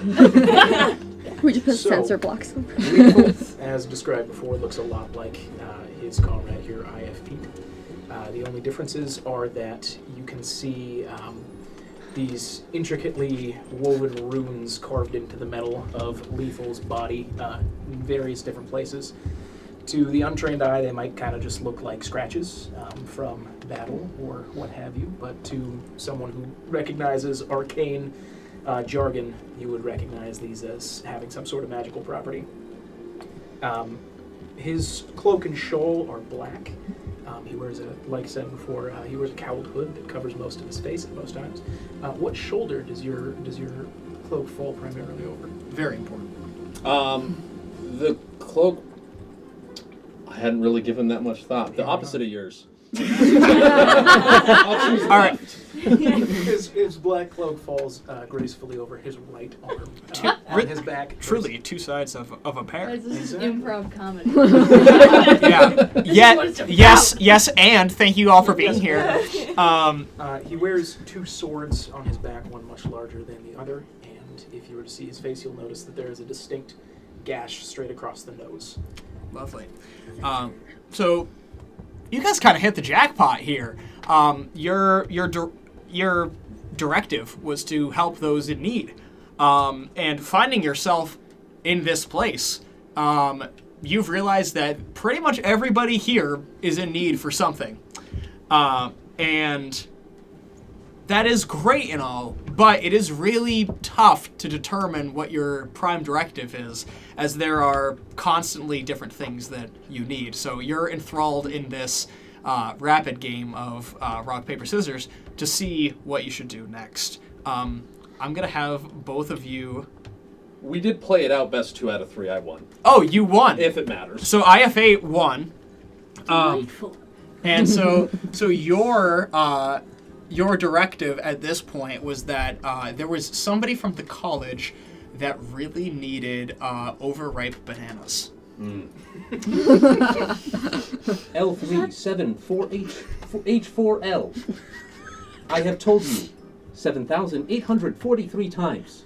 We were made the same. We have the same chances of winning. But I was made first, so my chances are incorrect.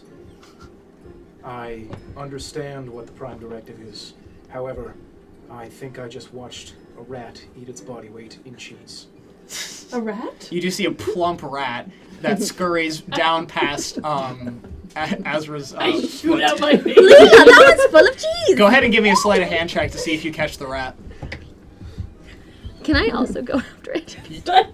Delightful! On a sleight of hand? Yeah. That's gonna be a 7. The rat nimbly Deft creatures. pulls a ratatouille on the hand itself and rides it to the next piece of cheese that's on the ground. Oh, a Beautiful. pale-looking figure just tried to catch the rat. L3, we must focus. Allow me to review the subject of bananas once more. And IF8 picks up a book, and it's a pretty hefty book, some sort of almanac or The biological text. The Farmer's Almanac. And like within a few seconds, flips through every single page. Yeah. This is not the correct climate for bananas. You read through the history of the Banana Republic, and I love that story. yeah, and all signs point to it's going to be hard to get some bananas. We must travel to the proper climate for bananas. Yes.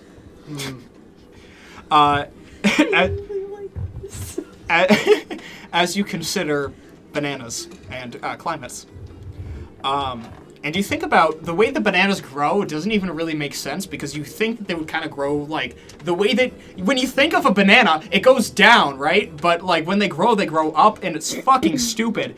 This is actually just a hot subject for Max. This is a sensitive topic. Who fucking brought up banana bread? I do know they should leave. But Okay, bye, Max. you do understand that the prime directive, get that boy his bananas. And as you're sitting there considering bananas, Despite not being a grain, you can craft bread with it. This does not seem to make any sense. No. roll me wisdom saving throws, both of you. Oh, hold on. I have something for this. Well, that's my new tagline. Get used to hearing that for the rest of the campaign. For sure.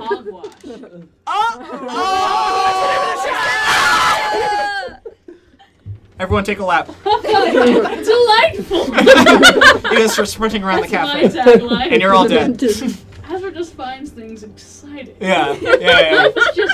Life is like a hurricane here in Duckburg. It's like banana bread. Yes. It's made of good and sweet and Like- mushy parts Hey. and walnuts that are not good. I got a 19. 19. I'm going to use. I got a 9. I'm going to use my flash of genius to add my intelligence modifier. Cool. So we'll call it a flashy 14. Let's call it a flashy 14. What does your flash of genius look like? There's just sort of this lull in cognitive capacity, and sort of just like a physical jolt. Yeah. And you come to a deeper understanding and appreciation. Yeah, there's a very large lexicon sitting between about 2 inches of steel on either side, so there's a lot to sift through all at once. So with a 14, you sit there and you consider, bananas makes sense. Bread makes sense.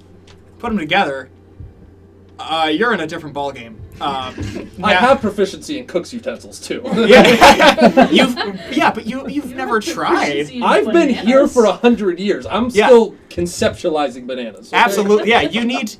Maybe Ethan can teach you. But so you, as for the 19, lethal, you consider maybe with the inclusion of some caking agent, mayhaps, and some sugar, maybe an egg. You might be able to create a texture that resembles traditional bread. I figured it out, but I'm not going to tell you. Why not? You know everything. Yes. I'd like to have a secret for once. You guys in the cafe listen to talk of banana bread. You've seen a cookbook in your life. You know how banana bread is made, but one of them clearly isn't getting it. But one of them, you sense, has figured it out. There's a gentle clicking of metal tapping on metal as the eyebrows furrow and the mouth turns into a skull. Yeah, you hear This is a foolish endeavor. Yes, it is your prime directive, though. I will read the book once more. You read through the Banana Republics again, and you just really see that private industry meddling in personal affairs is never a good outcome. But more than that, you also understand that warm climates are typically ones that produce bananas. We should search out for a trader. IF-8. Yes. There has been a group of people staring at us for the last 2 minutes. Yes. Hold on. He raises his arm up. Hello. I take my hand and I slap it in a high five. As you do this, you see Lethal's hand go to the hilt of a sword. No. It is a high five. Friendly? Leela just taught me this one. Down low. It is swift and brutal, and it stops right where it needs to. Too slow. Delightful. Clapping. Lethal at this point I did it correctly. fully draws his sword. This is an affront. There is a beep and the clicking of plates as the eyebrows slowly rise and a smile. That is humor. Ha ha ha. I am also just learning about this. My books say nothing of the down low, too slow. I already don't like this relationship. I for one, would like to get rid of the rest of what I prepped. Have you read that book often? I'll do it again.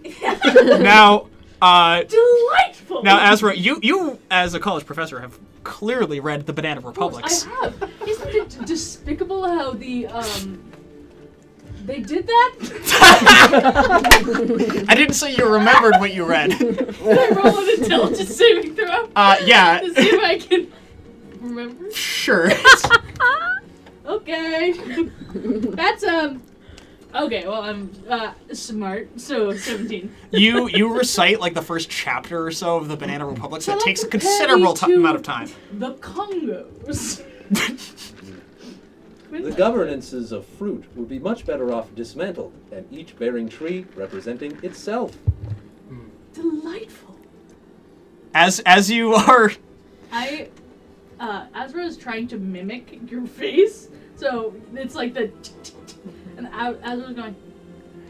like a big, awkward, toothy grin. It immediately plays off, It just gets worse. You hear like a light like squeak as like slightly dry lips rub against teeth. I haven't had my dinner yet. Yeah. As you can see, just got away from me.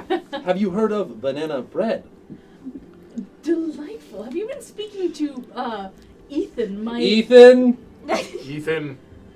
Ethan is the person, you recall. You know Ethan. We are looking for Ethan. Ethan Has he gave us our prime directive. What is your prime directive? To find Ethan and deliver him bananas. Your prime directive is to deliver bananas. Our prime directive. It's yours, just bananas? Incorrect. Incorrect. I'm so sorry. I'm still learning. I find that shortening a sentence to its key phrase conveys the information more clearly. Of course, then, blood. Bananas. As you say blood and bananas, you hear a crash of lightning outside. And you hear, like, a commotion as if there was, like, a large group of people that have just appeared somewhere. Why? It sounds like a large group of people just appeared outside. I couldn't have said it better Some myself. nerds from Yesterglow. Yes, if I had to say. Sounds like... Out of curiosity, I'm gonna run outside. Okay, Sylph runs outside. I, like, trail back to talk to, IF8 about bananas. IF8 has So you follow his body Sylph. Yeah. on a gear to his brother. New prime directive. Investigate the noise. I agree with this prime directive. Prime directive realized. He rises up without moving anything of his upper body. Yeah. And begins to make his way towards the door. Okay. So you two go out first. Go ahead and give me a perception check. Sylph and Leela walk out through the front door. That's a 14. Okay. 24. Wonderful. Both of you see this. You see Jaril, who is the mayor of the town, as she talks to a captain of the Royal Military. You can tell because his hat has a large feather in it. Typical. Yeah, he goes. Went to town. He goes. This is macaroni, as he is speaking to Jaril, and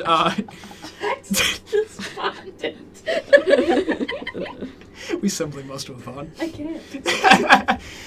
So you see Jaril is talking to this captain, who holds a glowing disc in his hand that is sparking with lightning. For those who are seeing this, give me an Arcana check. Am I? Everyone, seeing it? everyone can see this. I'm really good at these. Yeah. I assume the wizard and artificer would be. I have a plus 17. That would do it. Okay, I got a 25. 25. 26. 26. What's good? You got what? 19. 19. You guys see this, and teleportation magic is Affirmative. Primary directive. Come closer. Current objective. Ezra says, my I think we've checked out Jax and Max at the same time. friend. Thank you for listening. This is my other best friend. I'm his best friend. Delightful. We are brothers. Brothers. I just hand you guys mushrooms. These are my best friends. Here you go. Okay, we are not sisters. But that is my best friend. Correct. Correct. Delightful. Correct. Sorry, Delightful. Max. Yeah, that thing that you guys were looking at, the really important device. Sorry, I forgot about that. My apologies. My prime directive. My apologies for interrupting. Honestly, that's on me. Yeah. Truly. But you guys, teleportation magic is recognizable on this plane of existence. Everybody knows teleportation magic, and you understand that this is a disc that is used to kind of channel this technology in a portable fashion. It's not quite as fast as the one that is kept in the castle, but it does the job, and it can get a lot of people in one go. So you see this group of about 30 soldiers, all bearing the colors of the kingdom, red and gold, as they are speaking with Jarrell, and the captain looks kind of irate. And as for the two of you, for Leela and Sylph, you see that Jarrell is speaking, and what you hear is she says, I understand. We cannot provide you any taxation. You have blocked off the trade routes. We're not getting any money through here. The traders are not trading, and we are not mining because there's nowhere to send the ore to.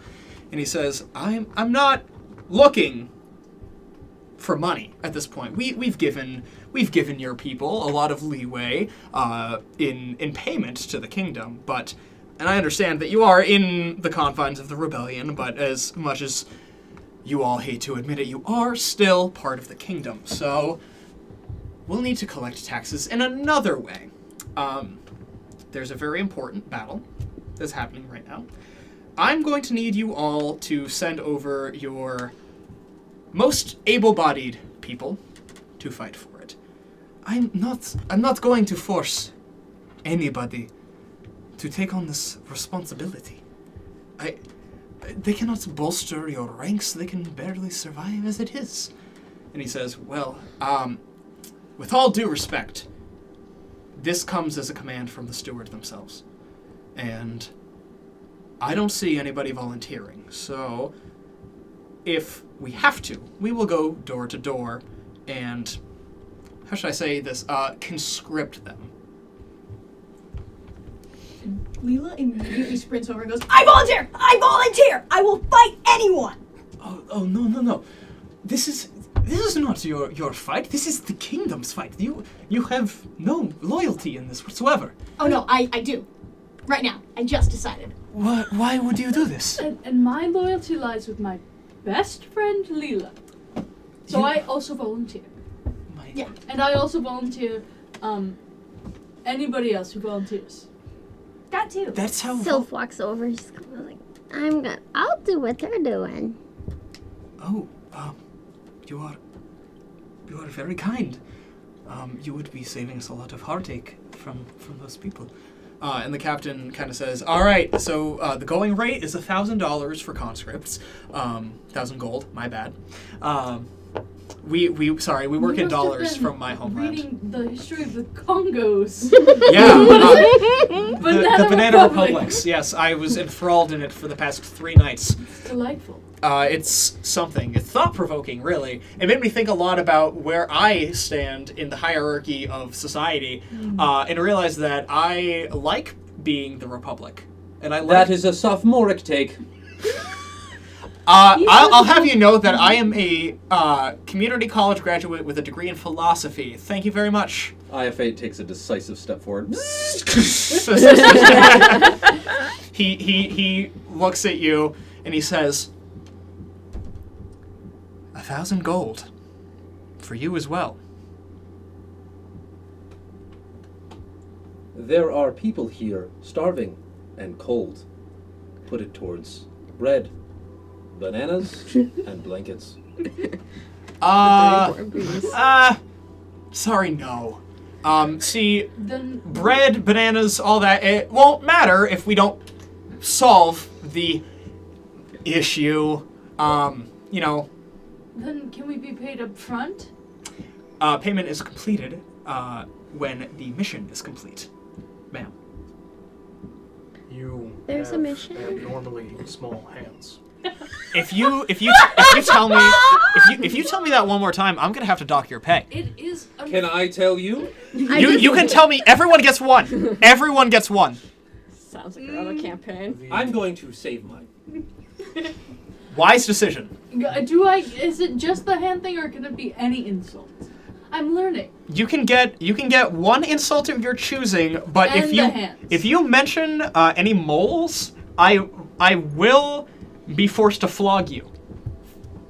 Sylph's gonna creep around and just like, can I find one of your moles and just point it out very clearly? Do not mention the moles. Do not look at the moles. Do not talk about the moles. Do not even think that they might exist, because they don't. It's all but don't talk about it. Now. Stop thinking about it. You're just one mole. Yes, you with the hand raised, the robot. I will address that momentarily. Okay. Who would we be fighting? Well, as far as I understand, House Grathus is pretty much what I understand. People from the rebellion is raiding this, the mountain of the last goddess, and we're trying to bolster our ranks because we don't have enough bodies, really. They have gathered a far greater force than we have ever imagined. You had your hand raised, ma'am? Sorry? Yes, Professor. Professor? Just you. Who Excuse will me? be fighting with? You'll be fighting with the finest army in the land, the finest heroes. The Golantyr are already there. You just look down at me and I'm just like The finest. small and crunched All right, over and wet. Nicholas, Vela, and Maze here. They're not here. I just have to go pack 50 to 100 tomes, and then I'm ready to leave. I should be ready by the end of next month. If the end So of very quickly. if you don't want to go, that's okay. But I if volunteered. okay, well then we need to go now because there will be no next month if we don't go right now. No books. I have the Banana Republic that you can borrow. We don't need it. I'm sorry, is yours autographed? Buy the I bananas. pick it up. I flip through it. No. And wouldn't you like a signed copy of the Banana Republic by Sir Arthur Banana? No. I have no leverage anymore. I'm sorry. Would Yeren not take that benefit back. from remaining neutral in this political dispute? Oh, this is not a political dispute. This is a dispute of life and death. If the god dies, everybody dies. The kingdom dies. The people die. So we should go now? Yes, now. When I said now about 3 minutes ago, I believe I meant now. I believe it is you who are holding us up. Touche. I have more questions. Can you ask them on the way? Yes. Perfect. 1,000 gold for each of you upon completion of the task. What if you are dead after? I'm a captain. So You can talk to higher ups. Believe it or not, I will not be the highest person, or the highest ranking person at the battle. I just wanted, because we have nothing in writing. Take it on. All survivors will be getting 1,000 gold, as proclaimed by Sir Ariadne himself. I'm ready. You're ready? Everybody ready? Yes, sir. This is going to tingle. It's going to hurt. Jaril kind of like slips like a couple potions into your bag, Leela, and says, "This is a very brave thing that you are all doing. Be very careful and do not trust the people of the kingdom. They are slippery. Get your payment." That's Slippery, really like- offensive. So I meant it in a metaphorical sense. I am so sorry. Why are you wet? What is wrong with you? Why are you blue? Why are you metal? She raises an interesting point. There are many I mysteries just, of this just world. touch you and leave a wet handprint. You leave the wet handprint, and like when you touch him, the teleportation sigil activates, and it swirls around the like 30 people that are there, and you get give me an intelligence check. Okay. Can I also look one? No, this is just That's a not one again. you are convinced that you may have accidentally teleported everybody by touching him. Oh my god! I'm just looking As at my hands like, Your magic. So, did that. so One of the you greatest wizards of our generation. You five find yourself on another arcane platform in this mountainous, warm region. Very warm, actually. One might say banana weather. I And just looked at Quinn and whispered, bananas? yeah, and so you look over and see as 4 more heroes kind of plop onto the stone next to you. And Maze, Nicholas, and Vela find themselves, along with Ariadne, at the foot of the mountain with all of you together. Vela was not the one in the poster, right? Vela was not the one in the poster. That would have been your mother. Looking remarkably similar, though. Yes. They do look very similar. You do notice that this individual has a very prominent white streak in their hair, while the one in the poster did not. Can I determine if it's the same person or not? Give me an insight check.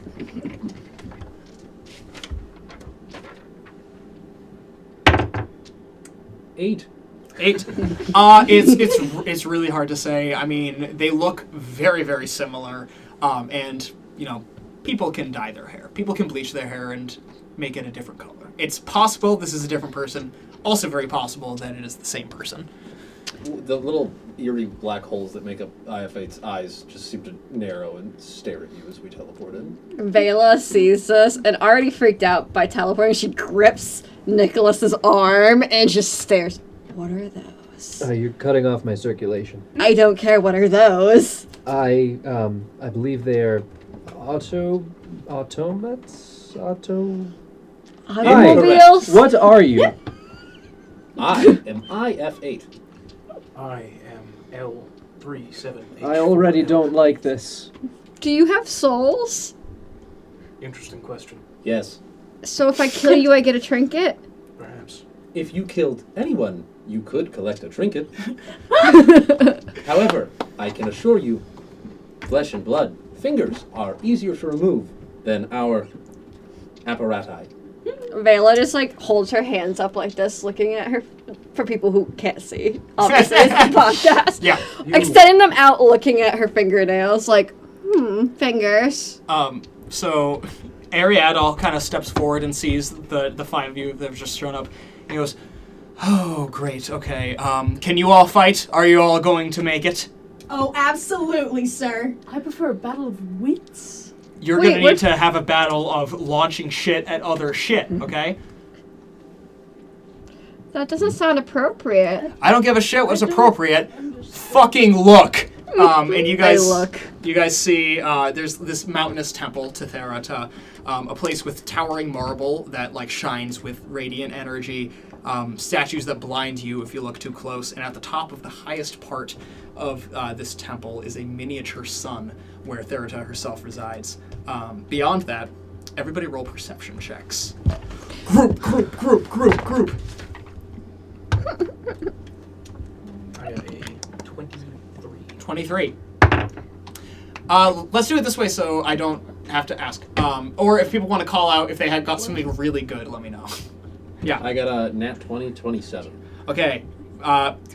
Phenomenal. I got a 25. 25. I also did 27. 27. Anything above a 12 would have gotten you. 22. You overachievers. I actually got a 13, so...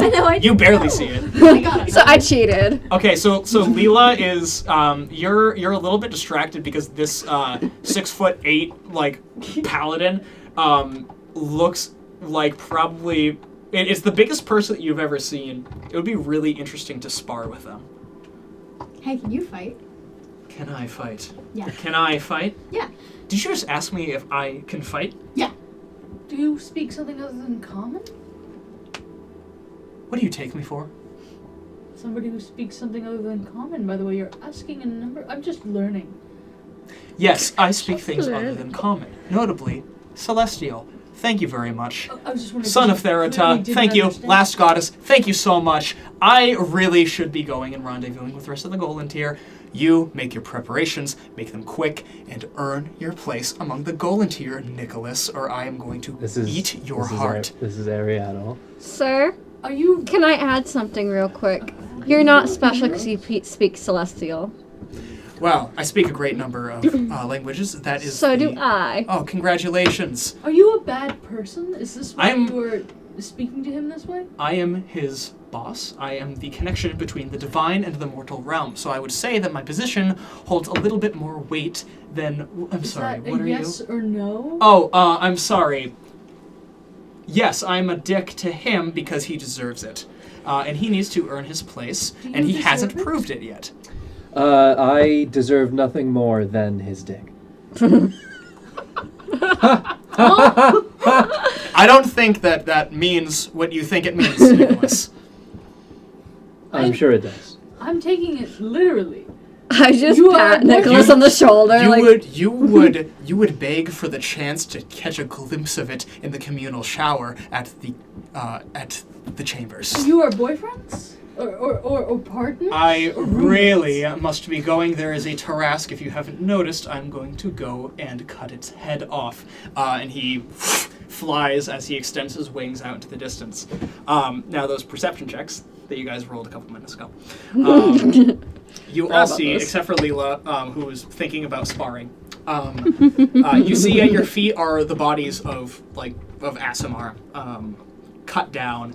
Maze and Azra, you recognize some of these as the Aasimar you saw in the Fields of Souls.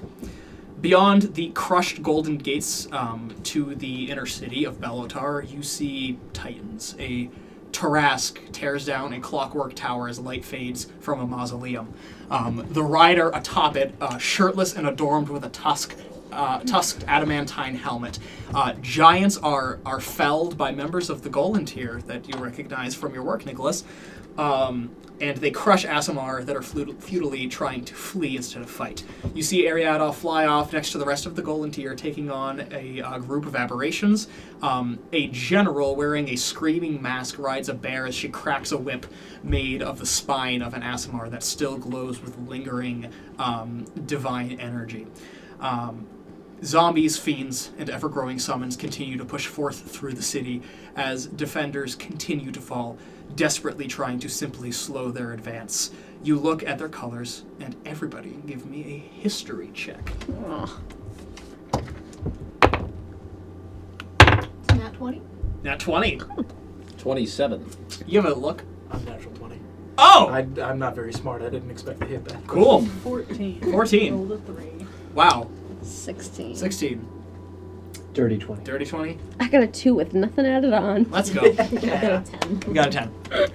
Above a 15, you recognize these colors. They are like this dark forest green, and then it is adorned with purple. These are the colors of the rebellion. The great houses of the rebellion in particular, with the whip-wielding woman bearing the armor of House Grythus, which is what the captain had mentioned to the five of the people that are from Bagranok. They had mentioned that to you, that they thought that was who was leading it. You see as soldiers from Yesterglow begin to charge in as they get summoned. Vela, you see your stepfather Dave is among those ranks as they charge through the gates. God, I hope she kills him. You see the whip-wielding woman just kind of and smacks down her whip as it cracks and pulls out the jugular of an Aasimar that is standing against her. And you see as some of the other generals begin to raid into the houses of the Aasimar in the inner city. And that is where we will end our session. Alrighty.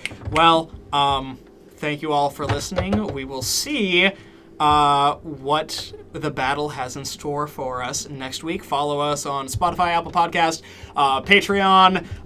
Follow us home. Follow us on YouTube, Instagram, TikTok, probably not Facebook because I don't want to do that, but maybe.